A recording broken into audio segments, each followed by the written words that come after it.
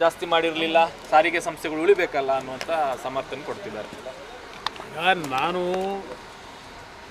ಈಗಿನ ಈ ಬೆಳವಣಿಗೆಗಳಿದೆಯಲ್ಲ, ಇದೇನು ಯಾರಿಗೂ ಏನು ಅಚ್ಚರಿ ತರ್ತಕ್ಕಂಥ ವಿಷಯ ಅಲ್ಲ ನನ್ನ ಅಭಿಪ್ರಾಯದಲ್ಲಿ. ಬಹುಶಃ ಸಾರ್ವಜನಿಕರು ಸಹ ಇದನ್ನೊಂದು 2-3 ದಿವಸದಲ್ಲಿ ಮರೀತಾರೆ.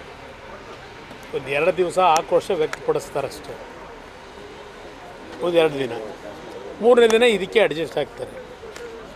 ಏಕೆಂದರೆ ಹಿಂದಿನ ಹಲವಾರು ಸಂದರ್ಭದಲ್ಲಿ ನೋಡಿದ್ದೀವಿ. ಈಗ ಇದೇ ಸರ್ಕಾರ ಡೀಸೆಲ್ಲು ಪೆಟ್ರೋಲ್ ಮೇಲೆ 3-3.5 ರೂಪಾಯಿ ಸೆಸ್ಸನ್ನು ಹಾಕಿದ್ರು. ಏನು ಪ್ರತಿಭಟನೆ ಮಾಡಿದ್ರ?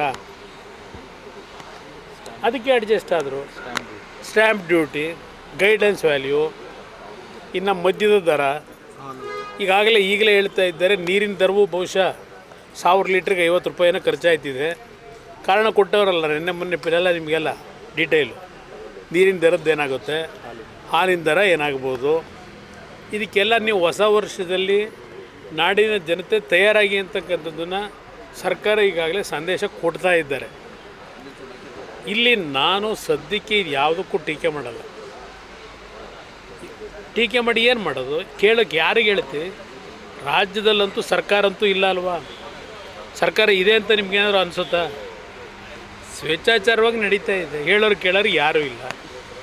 ಜನಗಳ ಕಷ್ಟ ಸುಖ ಯಾರು ಕೇಳ್ತಾರೆ?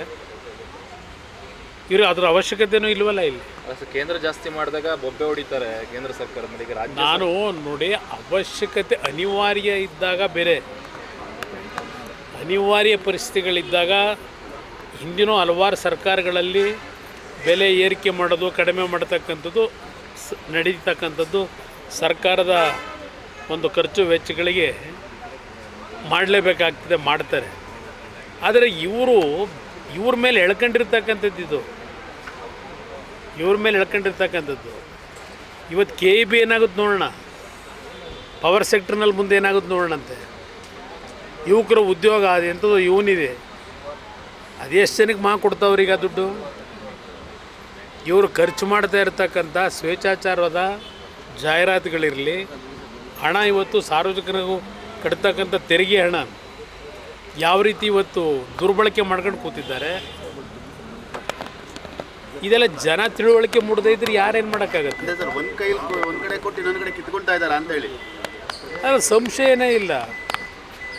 ಇದು ಸರ್ಕಾರ ಬಂದ ದಿವಸದಿಂದಲೇ ನಡೀತಾ ಇರೋದಲ್ವೇ ಇದು? ನಾನು ಭಾಳ ವಿಷಯಗಳನ್ನ ಮಾತಾಡೋದಿದೆ. ಸ್ವಲ್ಪ ಇನ್ನೂ 1 ವಾರ 10 ದಿವಸ ಕಳೀಲಿ, ಸಂಕ್ರಾಂತಿ ಆಗಲಿ, ನಂತರ ನಾನು ನಿಮಗೆಲ್ಲ ರಾಜ್ಯದಲ್ಲಿ ನಡೀತಿರ್ತಕ್ಕಂಥ ಈ ಆಡಳಿತ ಎಲ್ಲಾದರೂ ಒಂದು ಕಾನೂನು ವ್ಯವಸ್ಥೆಗಳೇನಾಗಿದೆ, ಎಲ್ಲಿಗೆ ಬಂದಿದ್ದೀರಿ ಕಾನೂನು ವ್ಯವಸ್ಥೆನಲ್ಲಿ? ಇವೆಂಥವೋ ಈಗ ಚಿನ್ನ ಬೆಳ್ಳಿದ ಬೇರೆ ನಡೀತಾ ಇದೆ. ಇದಂಥದೋ ನಿಖಿಲ್ ಕುಮಾರಸ್ವಾಮಿ, ಅನಿತಾ ಕುಮಾರಸ್ವಾಮಿನೂ ಪರಿಚಯ ಅಂತ ಹೇಳಿ ಅದೇನೋ ಮೊನ್ನೆಯಿಂದ ಹೊಡಿತಾ ಇದ್ದೀರಿ ಟಿ ವಿಗಳಲ್ಲಿ. ಯಾವಾಗ ನಿಖಿಲ್ ಕುಮಾರಸ್ವಾಮಿನ, ಅನಿತಾ ಕುಮಾರಸ್ವಾಮಿನ ಭೇಟಿ ಮಾಡಿದ್ರು ಅವರು? ಈ ಸರ್ಕಾರದಲ್ಲಿ ಎಷ್ಟರ ಮಟ್ಟಿಗೆ ತನಿಖೆಗಳು ನಡೀತಾ ಇದ್ದಾವೆ ಅನ್ನೋದು ನಾನು ಆಮೇಲೆ ಟಿ ವಿಗಳಲ್ಲಿ ಬಂದಿದ್ದು ನೋಡಿ ನಾನು ಮಾಹಿತಿ ತರಿಸ್ಕೊಂಡೆ, ಏನಿದೆ ಬ್ಯಾಕ್ಗ್ರೌಂಡು ಅಂತ.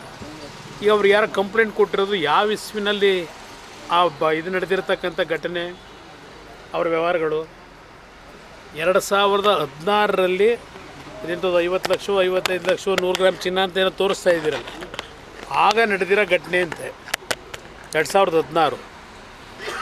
ಈಗ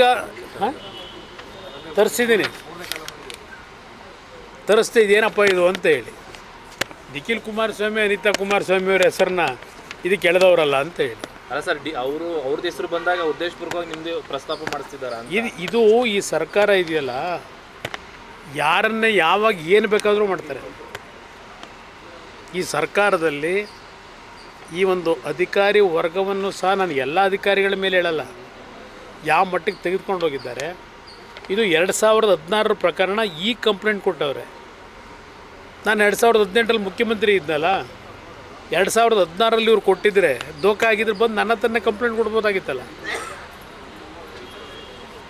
ಇವತ್ತು ಮಾಧ್ಯಮದಲ್ಲಿ ಗಮನಿಸಿದ್ದೇನೆ, ಪಾಪ ನಿಖಿಲ್ ಕುಮಾರಸ್ವಾಮಿ, ಅನಿತಾ ಕುಮಾರಸ್ವಾಮಿಗೂ ಅವ್ರ ಮುಕ್ಕಳನ್ನೇ ನೋಡಿಲ್ಲ. ಯಾಕೆ ಅವ್ರ ಪರಿಚಯ ಅಂತ ಈ ಟಿ ವಿಲಿ ಹೊಡಿತು ಯಾತಿ ಕೊಡಿಸ್ತಾ ಇದ್ದೀರಿ? ಇದು ಹಿಂದೆ ಯಾರಿದ್ದಾರೆ? ನಿಖಿಲ್ ಕುಮಾರಸ್ವಾಮಿ, ಅನಿತಾ ಕುಮಾರಸ್ವಾಮಿ ಹೆಸರನ್ನ ಈ ಪ್ರಕರಣಗಳಲ್ಲಿ ಯಾಕೆ ತಂದಿದ್ದೀರಿ? ಇದೊಂದು ಸರ್ಕಾರ ಅಂತ ಕರಿತೀರಾ? ನೋಡಿದೆ ಅಲ್ಲೆಲ್ಲೋ ಅದು ಯಾವುದೋ ಕಲಬುರಗಿ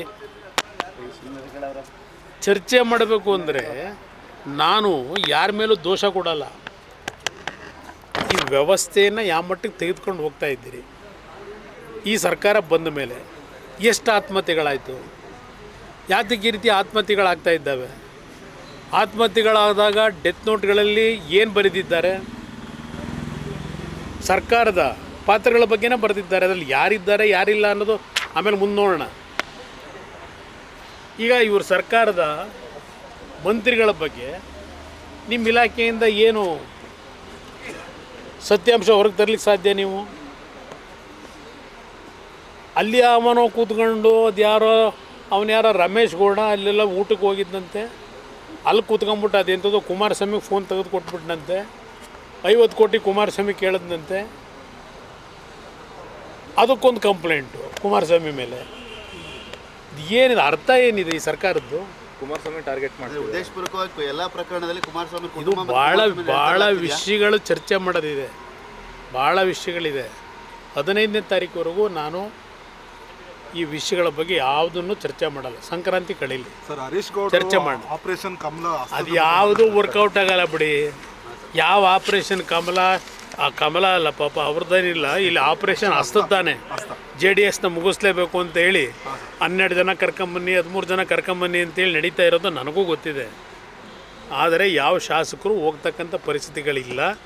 ಕಾಂಗ್ರೆಸ್ಸು ಇವತ್ತು ಏನೇನು ಮಾಡ್ತಾ ಇದ್ದಾರೆ ಗೊತ್ತಿದೆ. ಅವರ ಪಾಪದ ಕೊಡ ತುಂಬಿದೆ.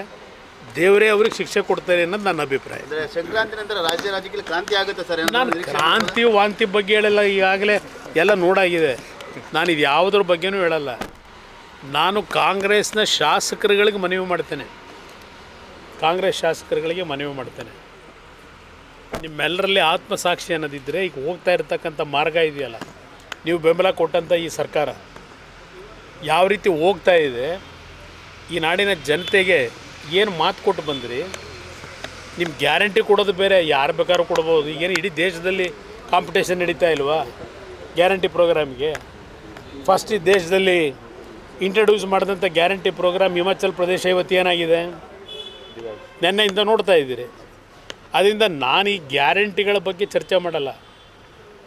ಸನ್ಮಾನ್ಯ ಶಾಸಕರುಗಳಿಗೆ, ಈವನ್ ಮಂತ್ರಿಗಳಿಗೂ ನಿಮ್ಮ ಆತ್ಮಕ್ಕೆ ನೀವು ಪ್ರಶ್ನೆ ಹಾಕೊಳ್ರಪ್ಪ, ಏನು ನಡೀತಾ ಇದೆ, ಈ ರಾಜ್ಯ ಎಲ್ಲಿಗೆ ತಗೊಂಡು ಹೋಗ್ತಾ ಇದ್ದೀವಿ, ಇದನ್ನು ಹೇಳಬಲ್ಲೆ. ಸರ್, ಈಗ ಕಾಂಗ್ರೆಸ್ ಶಾಸಕರು ನಿಮ್ಮ ಶಾಸಕರನ್ನ ಟೆಕ್ಸ್ಟ್ ಮಾಡಿರೋ ಬಗ್ಗೆ ನಿಮ್ಮ ಶಾಸಕರು ಏನಾದ್ರು ನಿಮ್ಮ ಗಮನಕ್ಕೆ ತಂದಿದ್ದಾರಾ ಸರ್? ನನ್ನ ಜೊತೆ ಎಲ್ಲರೂ ಏನೇನು ನಡೀತಿದೆ ವಿಷಯಗಳನ್ನ ಪ್ರಸ್ತಾಪ ಮಾಡಿದ್ದಾರೆ.